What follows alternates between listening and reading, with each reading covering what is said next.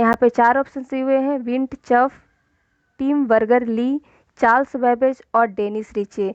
तो इसमें से आपको बताना है कि इसमें से कौन सा करेक्ट नेम है जो कंप्यूटर के फादर्स के नाम से जाने जाते हैं, जिन्होंने कंप्यूटर को बनाया है।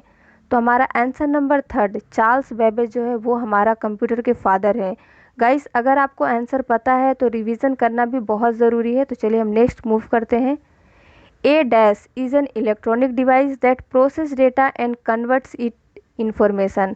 ऐसा कौन सा इलेक्ट्रॉनिक डिवाइस है जो किसी भी डेटा को प्रोसेस करता है और उसे इंफॉर्मेशन में कन्वर्ट कर देता है। तो यहाँ पे आपको 4 ऑप्शन दिए हुए हैं। पहला है कंप्यूटर, प्रोसेसर, स्टाइल्स और नन ऑफ दिस, इसमें से कोई भी नहीं। तो हमारा करेक्ट आंसर है कंप्यूटर। कंप्यूटर है हमारा जो इलेक्ट्रॉनिक डिवाइस है जो किसी भी डेटा को प्रोसेस करता है और उसे इंफॉर्मेशन में कन्वर्ट कर देता है। ये मैंने आपको कंप्यूटर बेसिक के फर्स्ट वीडियो लेक्चर में बताया था। नेक्स्ट है हमारा which one is not an input device. यहाँ पे 4 ऑप्शन है, keyboard, mouse, speaker and scanner. इसमें से कौन सा है जो इनपुट डिवाइस नहीं है। तो करेक्ट आंसर है हमारा स्पीकर। स्पीकर हमारा आउटपुट डिवाइस होता है, वो इनपुट डिवाइस में कैलकुलेट नहीं होता है। नेक्स्ट है हमारा CPU स्टैंड्स फॉर। 4 ऑप्शन दिए हुए हैं कि आपको CPU का फुल नेम बताना है, उसका फुल फॉर्म क्या होता है।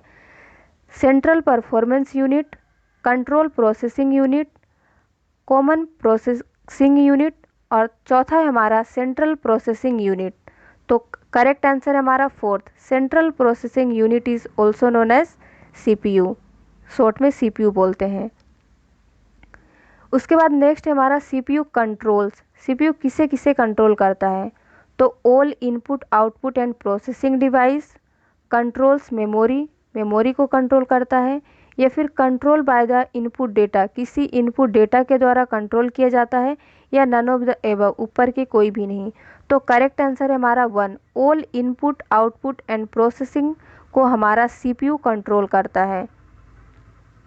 यूनिवैक इज़, आपको यूनिवैक हमारा 3rd जनरेशन में आया था कंप्यूटर, जिसका फुल फॉर्म बताना है कि इस कंप्यूटर का फुल नेम क्या है।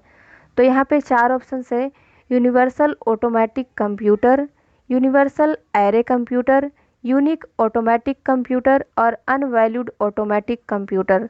तो हमारा करेक्ट आंसर क्या है, आंसर नंबर 1। अगर आपने जनरेशन ऑफ कंप्यूटर के वीडियो लेक्चर को देखा होगा तो आपको पता रहा होगा कि हमारा जो यूनिवैक कंप्यूटर होता है उसका फुल फॉर्म होता है यूनिवर्सल ऑटोमेटिक कंप्यूटर। ये हमारा 3rd जनरेशन में इंट्रोड्यूस हुआ था।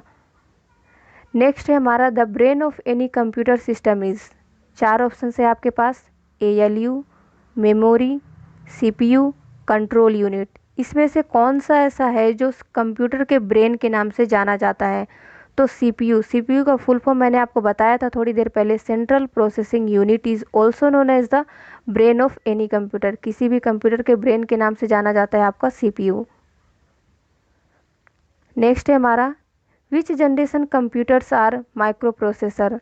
माइक्रो प्रोसेसर किस जनरेशन का कंप्यूटर है। तो यहाँ पे 4 ऑप्शन है, 1st generation, 2nd generation, 3rd generation और 4th जनरेशन। तो करेक्ट आंसर क्या होगा, 4th जनरेशन में हमारा माइक्रो प्रोसेसर आया था। मूव करते हैं अगले में, from which generation operating system were developed. जो हमारा ऑपरेटिंग सिस्टम आप यूज़ करते हैं वो किस जनरेशन में इंट्रोड्यूस हुआ था या फिर आप कह सकते हैं डेवलप हुआ था। तो यहाँ पे 4 जनरेशन दिए हुए हैं, 1st, 2nd, 3rd and 4th। तो जो हमारा ऑपरेटिंग सिस्टम है ये 3rd जनरेशन में इंट्रोड्यूस हुआ था। इसे शॉर्ट में OS भी बोलते हैं, OS operating system 3rd generation में आया था। नेक्स्ट है हमारा 1 मिली सेकेंड इज।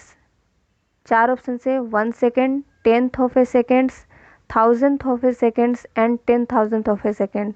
ये मैंने आपको जनरेशन ऑफ कंप्यूटर के एडवांटेजेस और डिसएडवांटेजेस में बताया था कि जो हमारा 1st जनरेशन का कंप्यूटर होता है वो किसी भी डेटा को मिली सेकेंड में कैलकुलेट करता था।